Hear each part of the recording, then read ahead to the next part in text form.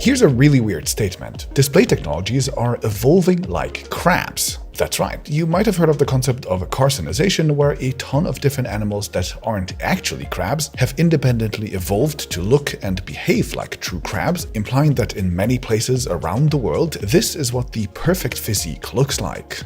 Just look at those beady little eyes. I think this kind of process is happening with displays too. LCDs, OLEDs, and MicroLEDs, which are the three most important display technologies right now, are all trying to evolve into basically the same final form, at least on the high end, despite having started off as wildly different technologies. And to explain what I mean, let's talk about how various displays work, how they have evolved over time, and what common future they are all striving for next.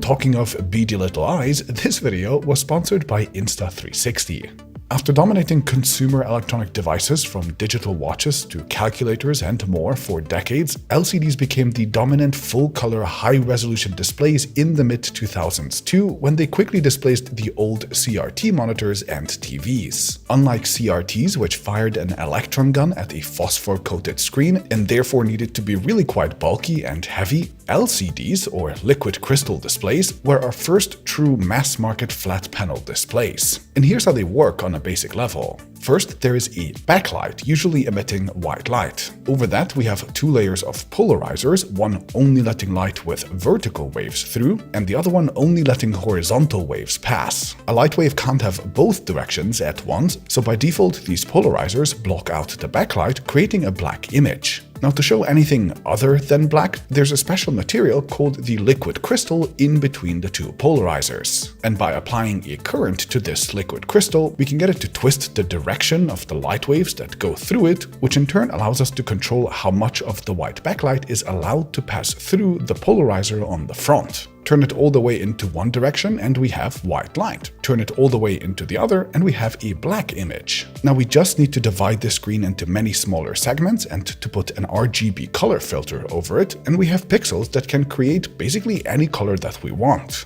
And with that, our basic LCD display is done, with little crystals twisting around light to create an image. And here's a macro shot of an LCD screen in my studio, by the way, where you can see what all those little subpixels actually look like in real life. And while all of that is great, LCD technology initially did have some pretty fundamental shortcomings. All of these layers that we put in front of the backlight mean that a huge part of the backlight actually gets filtered out before it ever makes it through the panel, which is really inefficient. And meanwhile, blacks couldn't be perfectly represented by this display because even the best polarizers let at least a little bit of the backlight through. This glowing gray backlight is a dead giveaway of any LCD panel. And meanwhile, viewing angles aren't perfect either because what comes out of the display is, by definition, very directional light. Now, scientists have come up with many different improvements to this technology, of which I think two are particularly important to mention. These are two big technologies that have brought LCDs much closer to becoming the kind of ultimate display form, the crap of the display world, if you will. First is that the backlight was turned from a single large panel, typically lit from one of the sides, into a grid of smaller and smaller LEDs. In current high-end LCDs, we have thousands and thousands of these backlights, so we call them mini LED displays, and you can see this type of backlighting in action in expensive iPads and MacBooks, high-end monitors like the Apple ProMotion monitor, as well as in premium TVs. Having such fine control over the backlight allowed LCD tech to have almost perfect blacks for the first time ever, and it also allows panels to save power by not lighting up their parts that are actually in the dark. And the second big improvement comes from improving their color filters. See, regular color filters are really inefficient because all they do is block or filter out every wavelength of our white backlight that isn't actually the color that we want, meaning that the majority of the backlight just gets wasted. So instead, scientists have come up with quantum dots. These are special structures that, if they are exposed to light of a certain color, they themselves then emit their own light in another color. They don't really filter the light, but rather convert it into a new color, so there's very little waste here. And so in a quantum dot LCD screen, we add these layers of quantum dots over the backlight, which then go on to create super vibrant and bright colors. So by today, a high-end LCD can already have fantastic colors and brightness from its quantum dots and also very good control over its backlight with its mini LEDs, while in the future we fully expect to be able to pack millions of these LEDs in as a background. If you think about it, that means that LCDs have shedded most of their weaknesses and have moved a lot closer towards what we think of as the ideal display technologies, especially when you factor in that they are particularly easy to manufacture and really robust. And indeed, LCDs remain the most popular display type across many different categories like TVs and computers. Okay, but let's compare this with LCD's biggest competitor, OLED. This is a completely different display technology with its own very unique strengths and weaknesses, but over time, this too has started to evolve into becoming a very similar final output as LCDs, kind of convergent evolution. So an OLED screen is made by placing millions of tiny drops of a special organic material onto a surface, typically using a process called vapor deposition. Each little drop gets sandwiched between the anode and the cathode, which allows us to run electricity through them individually, which then causes them to light up. This is why we call them organic light-emitting diodes, which form our subpixels, which we can all now individually control. Now, historically, there have been two major approaches to making an OLED display. One really suited for making smaller displays, and the other really suited for making large ones. For smaller devices like smartphones, Samsung pioneered their technology that they called AMOLED, while for large screens, LG dominated the panel production, with their tech being called WOLED. And with time, each of these have been trying to move towards the middle in size, so that's why by now we're slowly starting to see OLED creeping into tablets, computers, etc. On smartphones, the actual diodes themselves directly produce either a red, a green, or a blue color. There are no backlights, no crystals, no color filters, not even polarizers in the latest generations, nothing. Just little dots that light up, meaning that this is an extremely straightforward display technology. In fact, if you take a look at a real close-up of one of my screens, you can see the individual little light dots actually doing their work. Now, you'll notice that they are arranged in a funny pattern, which has to do with your eyes being more sensitive to green colors than they are to the other two colors in this matrix, and to the blue material used in the screens actually wearing out quicker, for example, but the principle of the display still is just as we have discussed. Now, it turns out that while these individually colored diodes work great on smaller displays, they are much harder to pull off on really large screens, which is why on large monitors and TVs, for example, we have more or less been stuck with LG's WOLED technology instead. And W here stands for white because the actual OLEDs themselves are white, and then color is created by putting an RGB filter over them. So you still have individually lit pixels, but we're now back to white light passing through a filter, and since LG panels have white light already, they actually also include a white subpixel in each arrangement as well to maximize the screen's brightness. So if you think about it, this means that with WOLED, each pixel basically has its own white backlight. That means that the smartphone-style OLED screens are technically more pure, I guess, but either way, the benefits of an OLED screen, regardless of which one you use, are actually pretty clear. Both OLED types require way fewer layers than LCDs do, so they're both insanely thin, you can make them almost completely transparent, and they are of course also easily flexible. Pixels can individually be controlled and turned off, which saves power, creates contrast, and creates completely black blacks. And you get almost instant response times too, since you're just switching individual LEDs on and off. So that's great, but of course, just like LCDs, OLEDs had their pretty clear disadvantages as well, so they had to go through quite a lot of evolution to move towards becoming the ultimate display type, the crab of displays. And with OLED, the majority of the issues come from the fact that their LEDs are organic. And this doesn't mean that they're grown in soil with love and care and never see pesticide.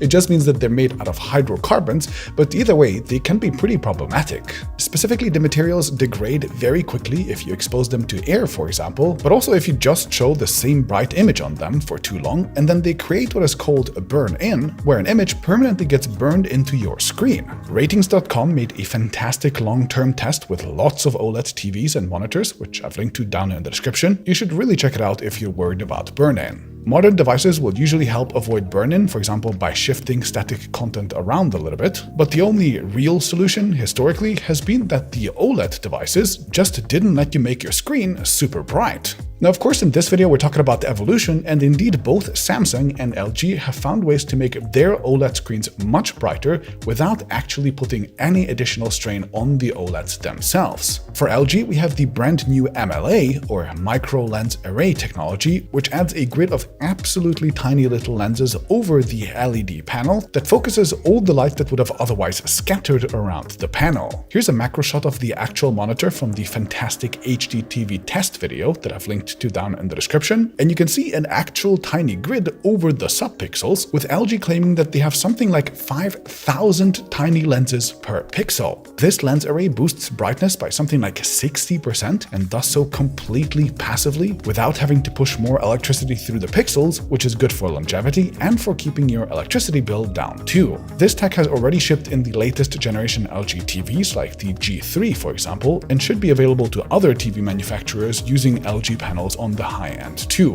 And as for Samsung TV panels, their solution was to basically take LG's OLED implementation, but to use quantum dots over them rather than color filters. So Samsung calls these their QD OLED TVs, and they look absolutely stunning as well. Like LG, Samsung also starts with a single colored organic LED, though theirs is actually blue instead of white. So for the blue subpixel, they just allow this light to pass through unhindered, but then for the other two, they add, you've guessed it, quantum dots to create a really bright red and green subpixels. So this way we can have our three primary colors, except each can individually be way brighter than those coming out of LG's OLED TVs, because Samsung's don't have to pass through color filters. I'd love to maybe someday see a QD OLED TV that also has a micro lens array technology for the ultimate OLED experience, but either way, these two manufacturers have basically over time solved many of the biggest problems of OLED screens, which was that they couldn't get really bright without damaging the panel. So OLED technologies are also moving closer and closer to this kind of ultimate display form, the crab of displays basically. And actually there's a lot to be excited for the future of OLED as well, and I'd like to highlight 4 upcoming new innovations here. First, according to the Elec, Samsung is planning to launch so-called tandem OLEDs in 2024, where they place 2 OLED layers above each other. This way you can get double the brightness at peak and 4 times the lifespan of the OLEDs, because neither of the layers has to individually run as intensely during day-to-day operations, and the Elec claims that 2024 iPads might be getting these already. Wild. OLEDs over OLEDs. Second, a company called UDC claims that their blue PH OLED materials are coming to screens of Samsung, LG, and more by 2025 too. Here, they would replace the current material that is used in blue subpixels with a new one that should be 4 times as efficient at converting electricity that we put through it into light, leading to huge efficiency and brightness improvements. Wild. Third, we have micro OLED screens where the pixels are deposited straight onto a piece of silicon. This means that the whole control electronics basically becomes a chip on the back of the screen itself, and so you can make tiny and insanely high-resolution OLEDs that are perfect for high-end VR like Apple's Vision Pro headset and, for example, the Big Screen Beyond that are starting to use these screens. And fourth, Samsung is experimenting with replacing the blue organic LEDs completely in their QD OLED TVs with gallium nitride or GaN nanorods, which aren't organic and don't burn in at all, so we could theoretically get to all the upsides of OLED with none of its downsides. Well, I guess in that case we'd have to stop calling them OLEDs because there'd be nothing organic about the screens anymore, but if you think about it, this is actually what my crab evolution theory is getting at. OLED makers are trying hard to fix their burn-in issues and to increase their brightness levels. Meanwhile, LCD makers are trying really hard to miniaturize their backlights and to make their colors pop more too. In the end, they're both trying to achieve pretty much the same result: a bright, colorful screen that is really robust long-term, where light is controlled at or really close to pixel level. And both camps are trying to get there faster and cheaper than the other. That is basically convergent evolution. But if you pardon my crab analogy just one more time, I promise you, if you think about it, LCDs and OLEDs are both kind of false crabs. They're starting at completely different positions that are not the final end result where they want to get to, and they're slowly moving towards a common goal. But there's actually a true crab that is already doing all of the things that these two want to do as well. It's called MicroLED, and it's arguably the truest manifestation of what we want the future of displays to be. Here, tiny little individual LEDs are stacked next to each other to form subpixels, and they are arranged into a grid to create one big display. Now, unlike on an OLED display where we use vapor deposition to kind of spray some dots onto a single surface, MicroLEDs are made using millions of actual separate physical LEDs. You can literally divide these LEDs into smaller blocks and combine them into really big screens, and on paper at least, they have all the characteristics that you'd want. Like OLEDs, the pixels are individually lit, but like LCDs, there is no organic material, so the panels can get insanely bright without a chance of burning in. It's the perfect display, it's the true crap. Except we don't really know how to make them yet. I mean, I've seen a bunch of MicroLED displays myself at a trade show, and while they're better than ever, you can still clearly see alignment issues. The panels are insanely expensive, there's only a few of them, and the pixels are nowhere near small enough to create any reasonable display that is smaller than the size of your wall. Also, for now, companies are individually picking and placing millions of physical LEDs next to each other for each subpixel, which is just insanely time-consuming and prone to a lot of errors. New manufacturing techniques are being invented as we speak, and experts say that maybe in 5 to 10 years we will get real mass-market micro-LED TVs as well, but still, this means that the race for true crabhood, or at least getting there first, is still there. And in this race, being able to ramp up manufacturing and keeping error rates and costs low is just as important to success as any supposed technological advantage, and it's also completely possible that yet unproven technologies, like electroluminescent quantum dots for example, or something completely different, will beat all of our current contenders anyway. Now, talking of crabs, I'm actually planning to be on the beach pretty soon. I typically take one bigger holiday in a year, usually in the winter, that is coming up soon, and so for that, I'm planning to take my favorite holiday gear, which is my Insta360 camera. Specifically, the Insta360 X3 is my go-to pick for any outdoor activities that I do because it's easily the most fun and creatively challenging camera that I think I've ever used. You effortlessly get this 360-degree perspective that you can then reframe afterwards to pick any part of the footage that you want, and this just creates so many insanely fun shots that simply would not have been possible with any other type of device. You can put the camera on a selfie stick that it simply cuts out to make invisible, so you can pretend that you have an invisible camera person behind you or around you. You can have that invisible camera fly around you in space to make a shot that I think even a drone couldn't really capture in this way. You can get really unusual perspectives by squeezing through tight places, and there's even a dedicated nose mode for when you want to hold the camera